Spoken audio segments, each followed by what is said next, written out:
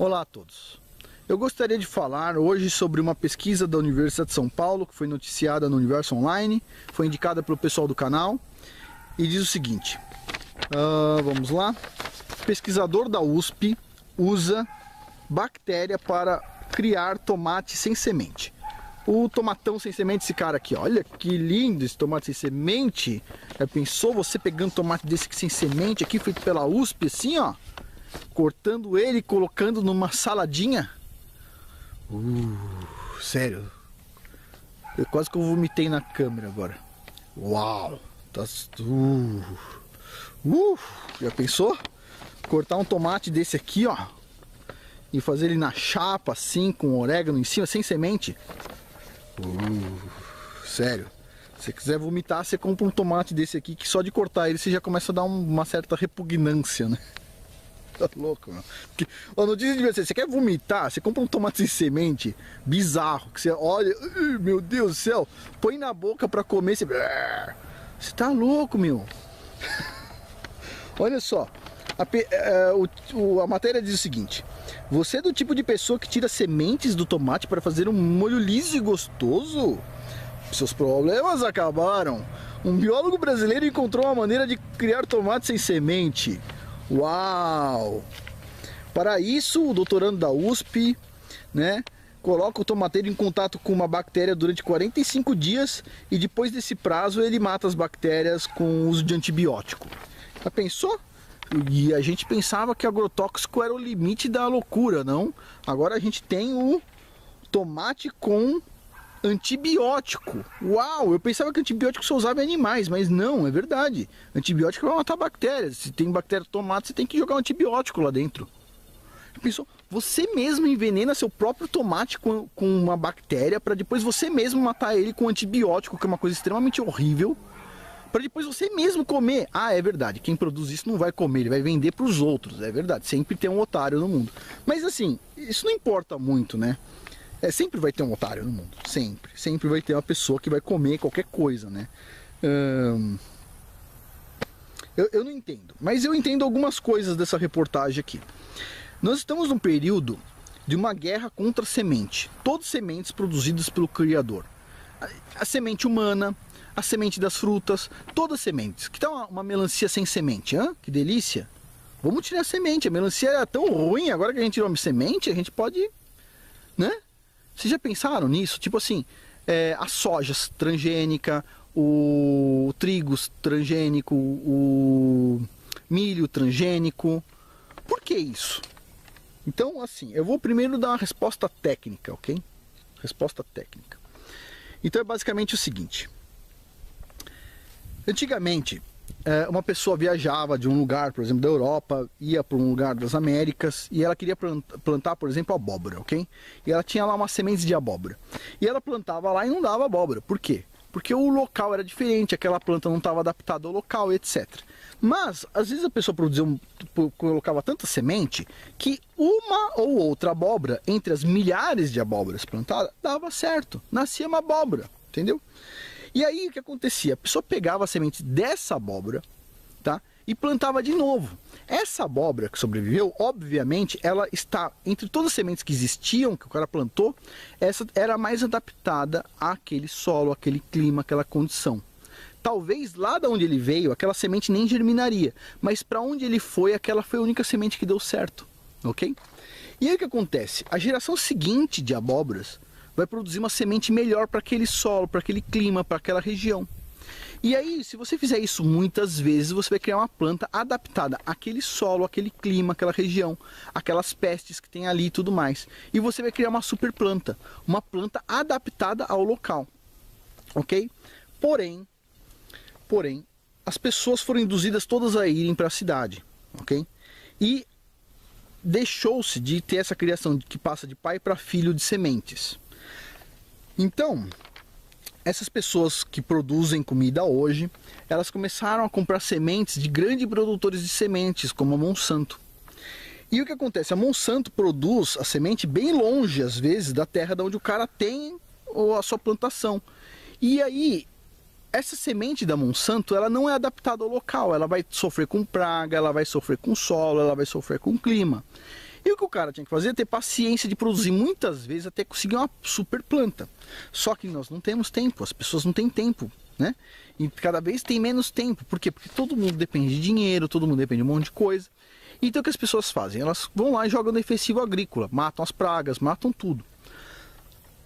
Matam um pouquinho da gente também, quando come esse troço, né? E aí o que aconteceu? Essas empresas de semente começaram a investir em pesquisa com semente, que nem é desse rapaz aqui da USP, que deve ser um rapaz inteligente. Mas assim, não é uma pesquisa positiva, ok? E aí o que acontece? O pessoal começou a mudar a semente, a genética da semente. Só que essa mudança não é uma mudança feita naturalmente. Ela é uma mudança feita por empresas. E essas sementes são patenteadas. Então o que acontece? Isso é um problema grave nos dias de hoje. A gente está vendo, por exemplo, empresas criando sementes estéreis. Não é bem estéril, mas é assim, ela produz uma planta, mas a semente produzida pela planta que cresceu, ela vai ser estéril, ok? Vamos supor, por exemplo, assim, você tem duas árvores juntas, ok? De duas espécies diferentes. Eu não sei qual espécie é compatível com qual, mas vamos supor que tem duas flores diferentes próximas. E você faz uma polinização cruzada que não é positiva, tá? Por isso que a Bíblia fala assim, não misture tipos de árvores, ok? Tem um tipo de árvore, depois outro, não misture eles, entendeu? Não faça uma bagunça de árvores. Se você criar um fruto com que a semente é híbrida, esse fruto, essa semente, quando você plantar ela no chão, ela vai nascer e vai dar frutos.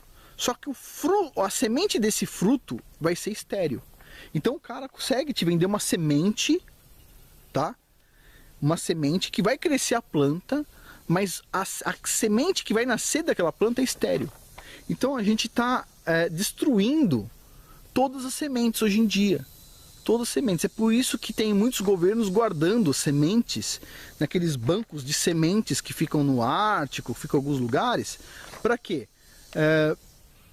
Caso aconteça um problema generalizado, a gente consegue retomar a produção de alimentos mais puros de novo.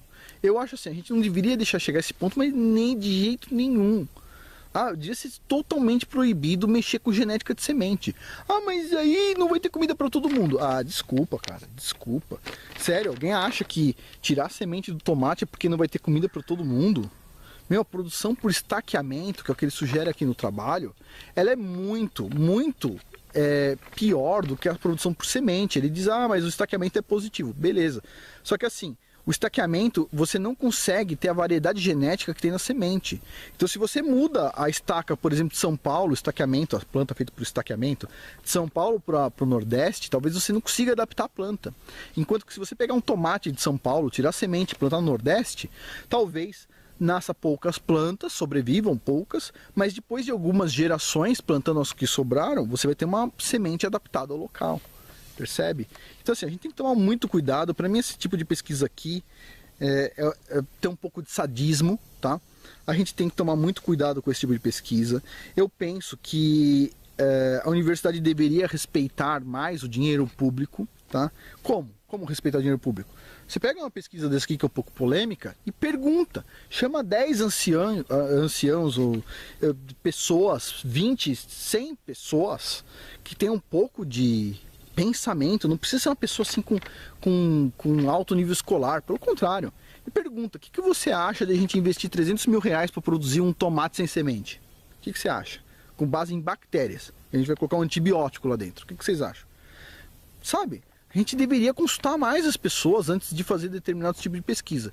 Agora, eu acho que tem algum problema o cara fazer esse tipo de pesquisa aqui, na casa dele, na empresa dele, tentar vender isso. O dinheiro é dele, percebe?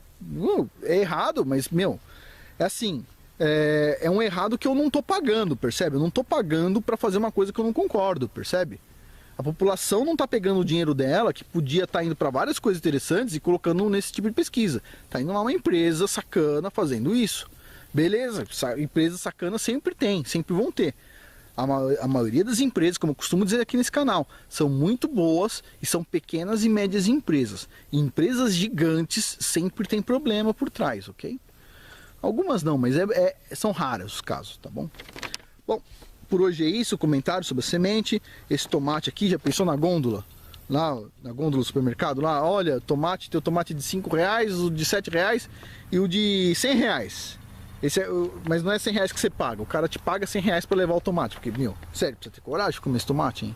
Precisa ter coragem. Eu acho que eu não conseguiria engolir ele, não. Se engolir, eu acho que meu corpo manda pra fora. Meu, bom, cada pesquisa louca, né? Bom, por hoje é isso. Muito obrigado.